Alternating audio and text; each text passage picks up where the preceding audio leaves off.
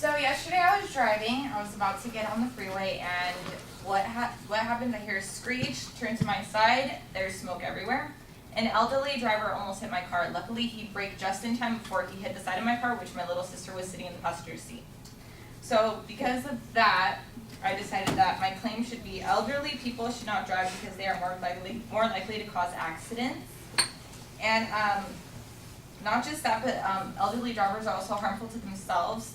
National Highway Safety Administration stated that 5,288 people over the age of 65 and older were killed in 2009, and 187,000 people were injured in crashes. Also, the National Highway Traffic Safety Administration states that, there was a story that a 100-year-old driver crashed into 11 people and 9 of them were children. So although elderly drivers make up a small percentage of the whole driving community in the nation, they actually double the fatalities in accidents. So that's kind of interesting. And then ABC News, an article titled "How Old is Too Old?" There was a quote that said, although they only account for about 9% of the population, statistics show senior drivers account for 14% of all fatalities and 17% of all pedestrian fatalities. Why so many accidents? It's because with older people, they do have impairments such as vision, hearing, mental impairments, and also medications could cause them more likely to have drowsiness. So because of that, they're more likely to get into an accident. Also, another article in USA Today, a woman in Dallas confused her brake for the gas pedal, drove 6 blocks, ran a red light, and hit a student on her way to school. The girl was only 17 years old. So in conclusion, elderly drivers should not drive because they are a harm not only to themselves, but double the harm of killing someone just by being behind the wheel.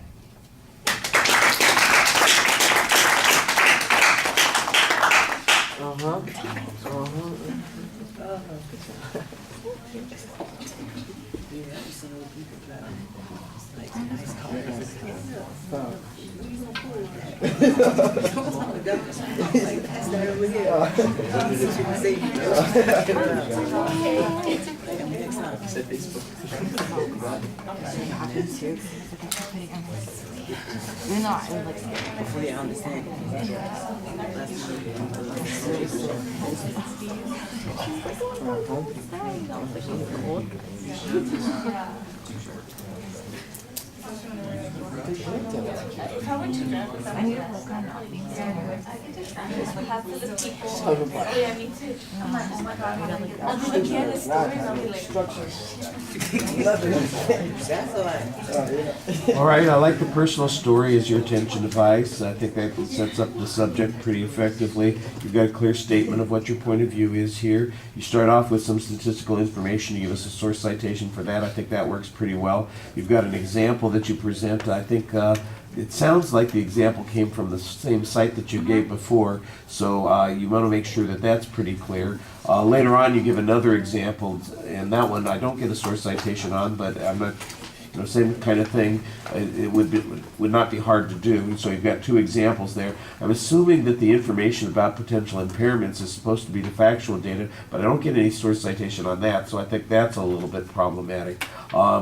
It flowed together pretty well. I think that your voice is effective. You do want to watch your presentation while you're standing there. You kind of cross your legs anxiously and nervously, and that's a little distracting. And us old guys, we get distracted easily.